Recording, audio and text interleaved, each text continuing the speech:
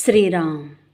साधक हो, सध्या आपण सद्गुरू श्री ब्रह्मचैतन्य गोंदवलेकर महाराज यांचे शिष्य परमपूज्य श्री बापूसाहेब मराठे लिखित श्री महाराजांनी बाबांना असे घडविले या आठवणी स्वरूपातील पुस्तकाचा आस्वाद घेत आहोत. तसेच रविवारी श्री महाराजांच्या काही भक्तांचे अनुभव ऐकणार आहोत. परमपूज्य श्री बापूसाहेब मराठे सांगतात, परमार्थात आल्यावर काय असतं? पुरुष जर परमार्थाला सन्मुख असेल तर बाई नसते आणि पत्नी परमार्थाला सन्मुख असेल तर पती नसतो. असा जबरदस्त विरोधाभास जिकडे तिकडे आहेच आहे. जगाचा न्यायच आहे. टिळक नावाचे एक गृहस्थ होते. त्यांची बायको परमार्थाला अजिबात अनुकूल नव्हती. ती कधीही गोंदवल्याला येत नसे आणि ते मला वरचेवर म्हणत, तुमच्या दोघांचा मी हेवा करतो. दोघेही कसे परमार्थात रममाण आहात. हे भाग्य मला नाही. ज्याला ते भाग्य नाही त्याला ते वाटतंच. तेव्हा या दृष्टीने त्यांनी प्रश्न विचारला की परमार्थास लागल्यावर पत्नी अनुकूल नसली तर तिची समजूत कशी काढावी. आता ज्यांना ही समस्या असेल त्यांना हे असंच वाटणार. त्यांना डाचत होता तो प्रश्न त्यांनी अगदी बरोबर विचारला. आता केशवराव हे मानसशास्त्राचे गाढे अभ्यासक आहेत. तेव्हा त्यांनी मानसशास्त्रदृष्ट्या बायकांचं मन कसं असतं याचा अभ्यास केलेला आहे आणि त्याच भूमिकेतून याचं उत्तर दिलं. त्याचं उत्तर देताना असं म्हणाले, पत्नीला आपण नावे ठेवू नयेत. तिची हजेरी घ्यायचा आपण प्रयत्न करू नये. का तिला असं वाटतं याचं आपण कारण शोधावं. स्त्रीला असं का वाटतं याचं जर आपण आधी कारण शोधलं आणि ती कारणं जर आपल्याला कळली तर आपण तिची हजेरी घेणार नाही आणि नावंही ठेवणार नाहीत. तिच्या भूमिकेतून आपण जायला पाहिजे. तेव्हा केशवरावजी काय सांगतात, स्त्री ही मत्सरी स्वभावाची असते. तिला मत्सर फार असतो.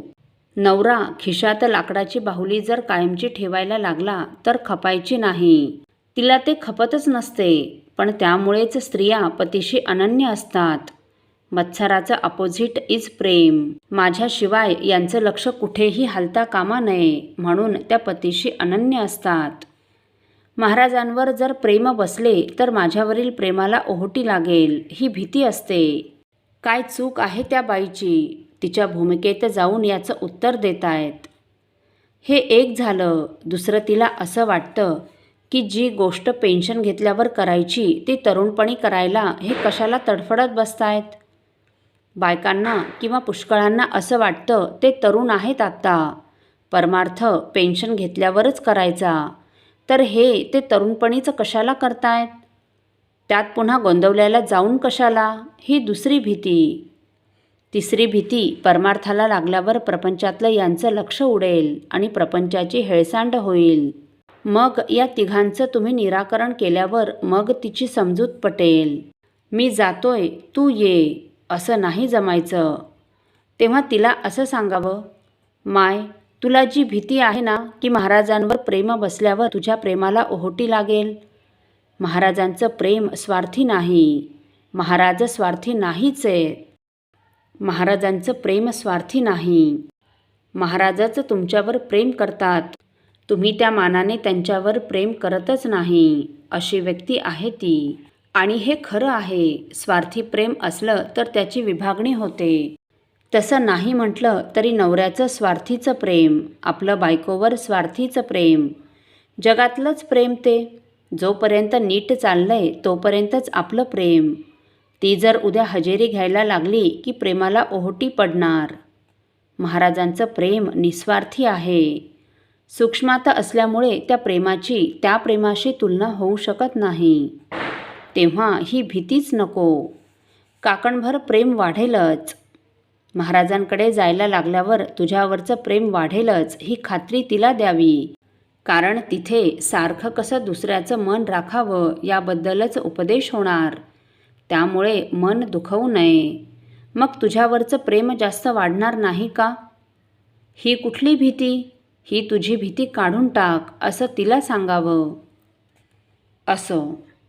साधक हो, पेन्शन घेतल्यावर परमार्थ करावा या पत्नीच्या प्रश्नाला काय उत्तर देऊ? असे एका साधकाने परमपूज्य बाबांना विचारले. त्यावर परमपूज्य बाबांनी काय उत्तर दिले हे आपण पुढील भागात ऐकणार आहोत. श्रीराम समर्थ. आपल्यातील कोणा श्रींच्या भक्तांना श्रींचे काही अनुभव आले असतील तर कृपया आपण मला ते 9422843253 अथवा सुनील दादांच्या 9892608401 या व्हॉट्सअप नंबरवर कळवावेत अशी नम्र विनंती. श्रीराम समर्थ.